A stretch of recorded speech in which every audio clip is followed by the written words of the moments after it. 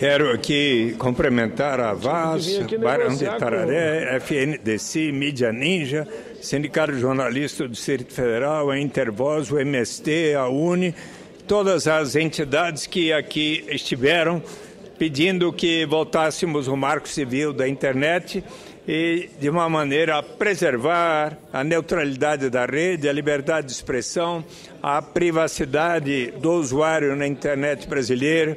E parabéns a todos vocês por esta votação, um marco tão importante. Parabéns ao Alessandro Molon e a todos os que colaboraram tão intensamente para este resultado. Gostaria, antes de aqui prestar a minha homenagem a Gabriel Garcia Marques, assinalar que estão presentes aqui os representantes da Santa Casa de Misericórdia de Igarapava, a senhora Iracema Saldanha Junqueira, provedora, e também os advogados que aqui colocam a importância, e foi encaminhado um ofício ao ministro Arthur Quioro dos Reis para que pudesse ser dada atenção devida à Santa Casa de Misericórdia de Igarapava, que realiza mais de 6.000 atendimentos mensais aos usuários do SUS, garantindo a cobertura de mais de 27.000 habitantes.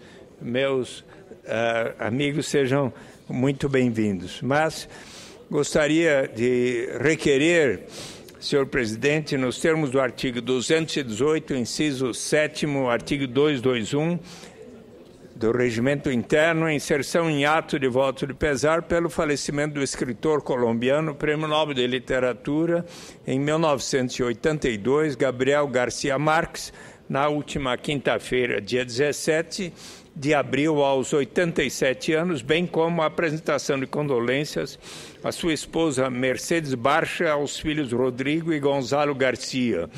Considerado um dos mais importantes escritores do século XX, um dos mais renomados autores latinos da história, Gabriel Garcia Marques nasceu em Aracataca, na Colômbia, em março de 1927.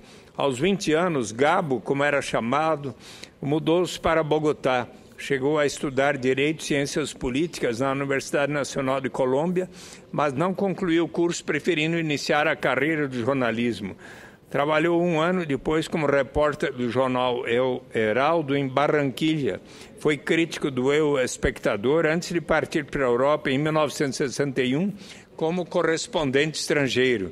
No El Espectador publicou seu primeiro conto em 1947, La Terceira Resignação, e foi anunciado pelo editor do suplemento literário do jornal, Eduardo Zalamea Borda, como o novo gênio da literatura colombiana. Em 1950, quando escrevia seu primeiro romance, provisoriamente chamado La Casa, voltou ao povoado onde viveu os primeiros anos, Aracataca, para vender a casa dos avós com quem passou parte da infância. Mudou o título do romance e criou então a cidade fictícia de Macondo. Já casado com 2 filhos nos anos 60, foi para o sul dos Estados Unidos, mas não conseguiu visto de permanência por ser filiado ao Partido Comunista. Em 1971, voltou aos Estados Unidos para receber o título de doutor honoris causa da Universidade de Colômbia. Seu primeiro romance, Arrevoado, O Enterro do Diabo, foi escrito no início da década de 50, mas publicado apenas em 1955, por iniciativa de amigos enquanto ele estava na Europa. O sucesso internacional, no entanto, veio principalmente após a publicação de seu romance mais famoso, 100 Anos de Solidão, em 1967, livro com o qual ele conquistou o mundo literário, recebendo do poeta chileno Pablo Neruda seu maior elogio. É o melhor romance escrito em castelhano desde Cervantes. E eu, de muitas pessoas queridas, ouvi, quando tiveram a notícia do falecimento de Gabriel Garcia Marques, 100 Anos de Solidão foi o melhor livro que eu já li. Fiel ao comunismo, aliado aos cubanos, criou em Cuba um curso de cinema pelo qual passaram alguns realizadores brasileiros. Ele mesmo teve experiências na área, assinando a adaptação cinematográfica de O Galo de Ouro, de João Rufo, feita em 1963 em parceria com Carlos Fuentes. Obra-prima de Garcia Marques, 100 Anos de Solidão vendeu até hoje mais de 50 milhões de exemplares. Considerado ao lado de Dom Quixote, de Miguel de Cervantes, um dos livros mais importantes da literatura em língua espanhola, traduzido para 35 idiomas. Entre seus títulos mais conhecidos estão ainda A Incrível e Triste História de Cândida Erendira e Sua Avó Desalmada, O Outono do Patriarca, Crônica de uma Morte Anunciada, Do Amor e Outros Demônios, Memórias de Minhas Putas Tristes, O Amor nos Tempos do Cólera. Foi a época em que fui quase completamente feliz. Gostaria que minha vida tivesse sido como naqueles anos em que escrevi O Amor nos Tempos do Cólera, afirmou Garcia Marques ao New York Times. Marques recebeu o Prêmio Nobel de Literatura em 1982 pelo conjunto de sua obra. Foi o primeiro colombiano e quarto latino-americano a receber o prêmio e, na ocasião, agradeceu com um discurso intitulado A Solidão na América Latina. E eu gostaria de conclamar a todos para lerem, relerem esse tão belo discurso, A Solidão na América Latina, onde conclama a todos os governantes da América Latina a efetivamente cuidar de como acabar com a desigualdade, de como acabar com a pobreza, de como prover dignidade e liberdade real para todas as pessoas na América Latina.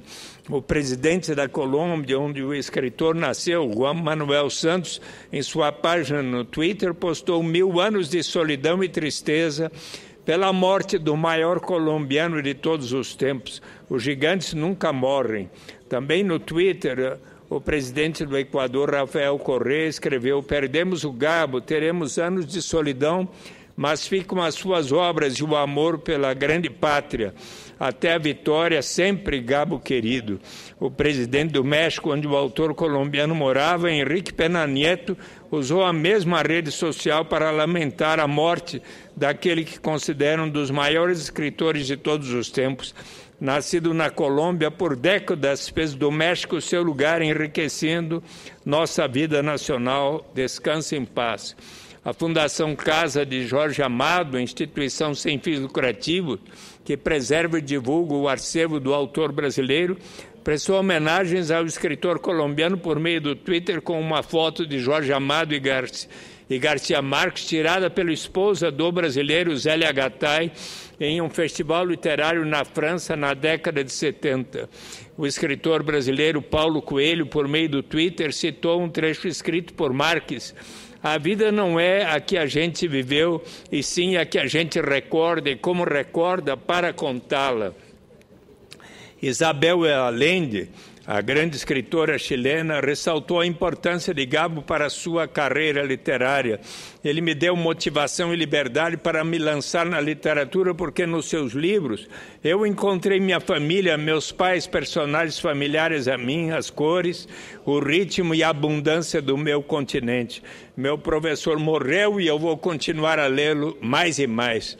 Mário Vargas Llosa, escritor peruano, também lamentou a perda do escritor. Morreu um grande escritor cujas obras difundiram e deram prestígio à língua espanhola. E é importante que, inclusive, também a nossa querida presidenta Dilma Rousseff ressaltou no seu Twitter a extraordinária criatividade e capacidade do escritor Gabriel Garcia Marques. Espirituoso, Garcia Marques sempre tinha uma frase para descrever uma situação, um sentimento. Eu gostaria de citar uma que, para mim, demonstra a grandeza do homem e do escritor Garcia Marques. Abrindo aspas para ele: não é verdade que as pessoas param de buscar seus sonhos porque envelhecem. Elas envelhecem porque param de buscar os seus sonhos. Senhor presidente, também gostaria aqui de hoje prestar a minha homenagem e um voto de inserção em ato, em voto de pesar pelo falecimento ocorrido no último sábado, dia 19 de abril, do grande jornalista e narrador esportivo Luciano do Valle, aos 66 anos, de um infarto durante um voo de São Paulo para Uberlândia, em Minas Gerais, bem como a apresentação de condolências à sua esposa, Flávia do Valle, suas filhas Patrícia, Alessandra e Fernanda, aos netos e netas. O esporte brasileiro está de luto. Morreu na tarde desse último sábado, 19 de abril, em Uberlândia, o narrador esportivo Luciano do Valle, filho do comerciante Rubens do Valle e da professora Teresa de Jesus Leme do Valle. Nasceu em Campinas em 1947. Começou sua carreira profissional aos 16 anos como locutor da Rádio Educador, ao lado do radialista Lombardi Neto. Logo estava na Rádio Brasil, ainda em Campinas. O primeiro trabalho em São Paulo foi na Rádio Gazeta, a convite do lendário narrador Pedro Luiz. Em 1968, mudou-se para a Rádio Nacional, onde foi uma das maiores referências na locução esportiva. Pela emissora também participou da cobertura da conquista do tricampeonato mundial de futebol na Copa do Mundo no México. No mesmo ano passou a fazer parte da equipe da Rede Globo, onde trabalhou por 11 anos. Sua primeira transmissão ocorreu em partida de basquete masculino no troféu Governador do Estado de São Paulo. Em 1982 passou a compor a equipe esportiva da TV Record. Atualmente trabalhava na Rede Bandeirantes, onde entrou em 1983. Chamado de o melhor gol da TV, era considerado um dos principais profissionais da imprensa esportiva do país, tendo transmitido Copas do Mundo, Olimpíadas, Fórmula 1, Fórmula Indy, além de ter sido apresentador do Globo Esporte. Luciano do Valle teve papel fundamental no esporte brasileiro, uma vez que impulsionou diversas modalidades esportivas que não tinham espaço na TV aberta. Organizou o jogo memorável entre Brasil e a União Soviética no Maracanã, que mudou a maneira do brasileiro assistir aos jogos de vôlei. Foi fundamental para a popularização do esporte em nosso país. Abriu espaço para nossas eternas jogadoras Hortência e Paula, transmitiu jogos de futebol feminino, alavancou a carreira de Maguila e deu início às transmissões da NBA e do futebol americano no Brasil. Algumas de suas narrações ficaram célebres, como a do último gol de Zico pela seleção brasileira em amistoso contra a Iugoslávia em 1986, quando lançou a máxima: "Não há palavras para descrever o gol de Zico." A do gol do Ronaldinho Gaúcho pelo Brasil contra a Venezuela na Copa América de 1999.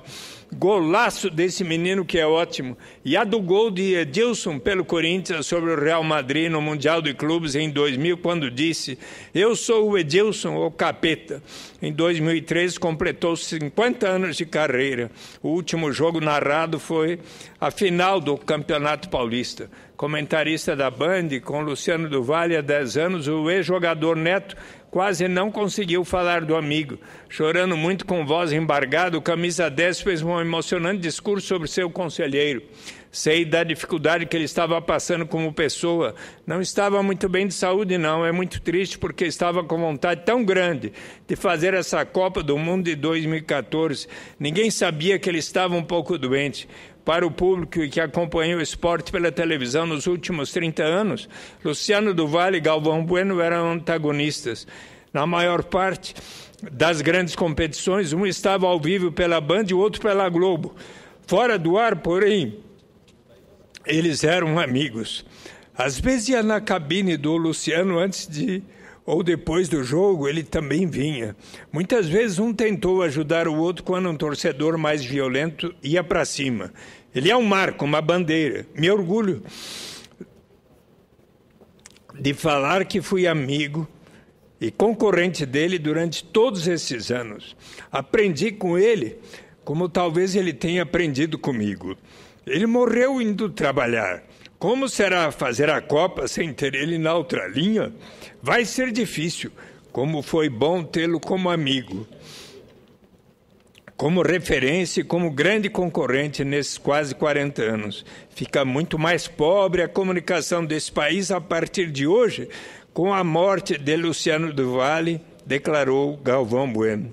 Assim como Galvão, o ministro do Esporte, Aldo Rebelo, disse que o jornalismo esportivo brasileiro ficou mais pobre. Lamento profundamente a morte de Luciano do Vale e me solidarizo com os parentes e amigos do grande narrador.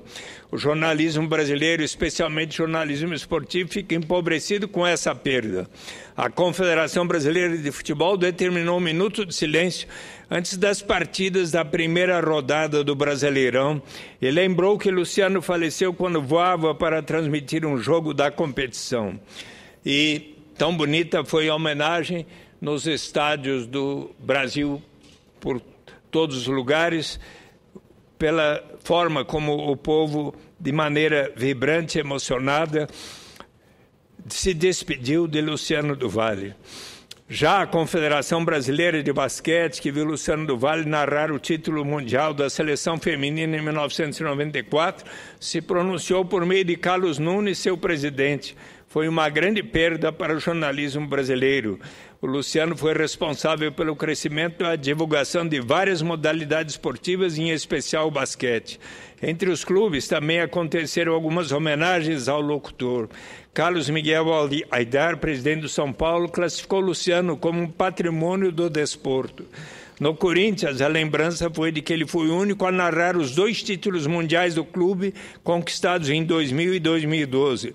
Irmanado dessa tristeza que assola todo o país, considero que Luciano do Vale, por tudo que fez para desenvolver o gosto pelo esporte e a vocação desportiva dos nossos jovens, nas diferentes modalidades que apoiou, narrou e comentou, deixa uma lacuna na vida esportiva brasileira e difícil de ser preenchida. Gostaria, senhor presidente, senador Paulo Paim, até recordando um pouco hoje o apelo que a ministra Marta Suplicy, na Comissão de Educação, Cultura e Esporte, hoje falou, de quão importante é que todos nós brasileiros venhamos a dar as boas-vindas aos esportistas, aos craques, às equipes e às torcidas que vão nos visitar de todos os países do mundo e que possamos todos nós percebermos o quanto que o futebol é a paixão do povo brasileiro e, ao considerar que o esporte, em especial o futebol, é um instrumento de fraternidade, de solidariedade entre os povos, vamos sim dar exemplos e dizer a todos que estão fazendo manifestações para parar a Copa, vamos transformar essas manifestações para, inclusive, reconhecer que, com tantos recursos que virão para o Brasil, aí sim teremos condições de exigir que esses recursos sejam bem canalizados para aquilo que os jovens e o povo têm dito. Vamos melhorar a educação, melhorar a saúde, o transporte público e tudo o que se faz necessário para resolver os problemas da população, sobretudo a mais carente, no Brasil. Muito obrigado. Cumprimento, senador Suplicy, Vossa Excelência retira a forma do regimento, em matéria de voto de pesar, que eu, o senador Inácio